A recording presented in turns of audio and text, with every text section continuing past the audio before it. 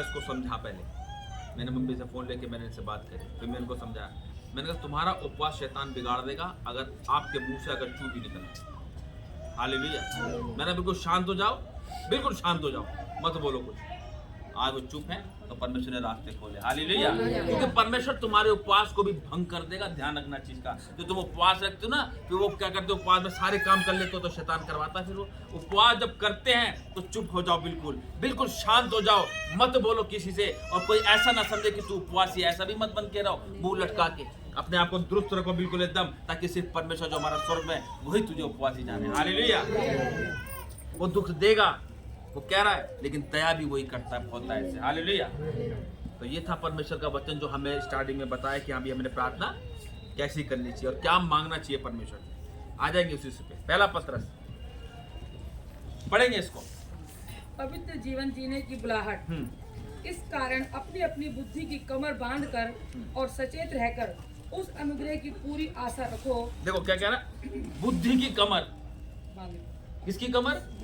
यहाँ तुम इंसान को कहते हैं भाई कमर बांध के टाइट हो जा, कस लो अपने आप को। वो कह रहा बुद्धि की कमर, बुद्धि की कमर बांध कर और सचेत रहकर उस अनुग्रह की पूरी आशा रखो जो यीशु मसीह के प्रकट होने के समय तुम्हें मिलने वाला। क्या मिलने वाला है? उसका अनुग्रह, है ना। उसका अनुग्रह हमारे लिए काफी बात ध्यान रखना है। तभी वो कह रहा है इस चीज में, उस अनुग्रह की पूरी आशा रखो जो यीशु मसीह के प्रकट होने के समय तुम्हें मिलने वाला है। हालेलुया। और आज्ञाकारी बालकों के समान अपनी अज्ञानता के समय की पुरानी अभिलाषाओं के सदृश, पुरानी बातों के सदृश मत बनो। जो पुरानी बातें थी, मैं पहले ऐसे था, ये मैं पहले वैसी थी, भूल जाओ सब। पुरानी बातें बीत गई, सब नया हो गया। हालेलुया। तो परमेश्वर ने क्या करा, अपने पुत्र को जब भेजा तो पुराना सब खत्म कर दिया। मेल बलि, पाप बलि, होम बलि, सब परमेश्वर ने अपने पुत्र को भेजकर बलिदान कर दिया हमारे लिए, ताकि सब खत्म हो जाए। हालेलुया। लेकिन अब वो क्या कहता है, अपने आप को पवित्रताई को क्या करना है, पवित्रताई में अपने जीवन को बिताना है परमेश्वर के लिए, है ना। बलिदान लिखा उसके अंदर और कहने के लिए वो। और पर जैसा तुम्हारा बुलाने वाला पवित्र है, जैसे तुम्हारे बुलाने वाला पवित्र है, वैसे तुम भी अपने सारे चाल चलन में पवित्र बनो। देखा, अपने सारे चाल चलन में क्या बनना है? पवित्र बनना है। ये है परमेश्वर की बुलाहट। उस चीज को समझना है कि हमें अपने आप, देखो हम जब तक कोशिश नहीं करेंगे, जब तक हम कोशिश नहीं करेंगे तब तक हम नहीं कर सकते उस चीज को ना, है ना।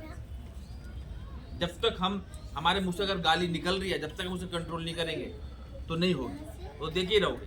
उसे कंट्रोल करना है। और अपने सारे चाल चलन में पवित्र बनो। अपने सारे चाल चलन में पवित्र बनो, क्योंकि लिखा है पवित्र बनो, क्योंकि मैं पवित्र हूँ। हालेलुया। परमेश्वर हम कहता हमसे, भाई मैं पवित्र हूँ, तुम भी पवित्र बनो। है, कोशिश तो करो, एक कदम आगे तो बढ़ाओ, मैं तुम्हारी मदद करूंगा, मैं तुम्हें सीने से लगा के तुम्हें पार कर, ये नैया पार लगाऊंगा। तुम कोशिश तो करो। आज तुम कोशिश कर ही नहीं रहे परमेश्वर में अपने जीवन को व्यतीत करने के लिए, अपनी बुलाहट को समझ ही नहीं रहे कि परमेश्वर की बुलाहट हमारे जीवन में क्या। वो कह रहा पवित्र बनो, है, उसके आदर्श बन जाओ परमेश्वर के। अनुग्रह तभी परमेश्वर का हम पर बना रहेगा जब उसके बुलाहट को अपने जीवन के अंदर लागू करेंगे। सोचे, पूछो परमेश्वर से, तेरी क्या बुलाहट है हमारे जीवन में परमेश्वर, तू क्या चाहता है हमसे कि हम तेरे कार्य के लिए करें। हालेलुया। और जबकि तुम हे पिता कहकर उससे प्रार्थना करते हो जो बिना पक्षपात हर एक के काम के अनुसार न्याय करता है, तो अपने परदेशी होने का समय भय से बिताओ। आमीन। हालेलुया। क्या ना, और जबकि तुम हे पिता कहकर उससे प्रार्थना करते हो जो बिना पक्षपात हर एक के काम के अनुसार न्याय करता है। यानी उस, देखो परमेश्वर बिना उल्हाना सबको हर चीज देता है, ऐसी बात नहीं देता, लेकिन न्याय सबका होगा, ये बात ध्यान रखना। और तो अपने परदेशी होने का समय भय से बिताओ। तो अपने समय परदेशी होने का समय क्या करना है? भय से बिताना है। आज हम यहाँ पर क्या है? परदेशी तो हैं, सियोन देश हमारा है देश, रहते हैं हम यहाँ परदेश। हालेलुया। अपने आप को तैयार करो, अभी भी कुछ नहीं बिगड़ा, अभी भी कुछ नहीं गया, अभी भी कुछ खत्म नहीं हुआ, ये शुरुआत है। नया जीवन है परमेश्वर का, नया साल परमेश्वर ने ये हमें दिखाया, उसका धन्यवाद करो कि आज इस साल में परमेश्वर तूने हमें प्रवेश करा। ये पूरा साल हमारे जीवन से तू अपने कार्य को ले, ऐसा बना कि हम तेरी बुलाहट को सुने, ऐसा हमें बता कि हम तेरी आवाज को सुने और तेरे पीछे चले।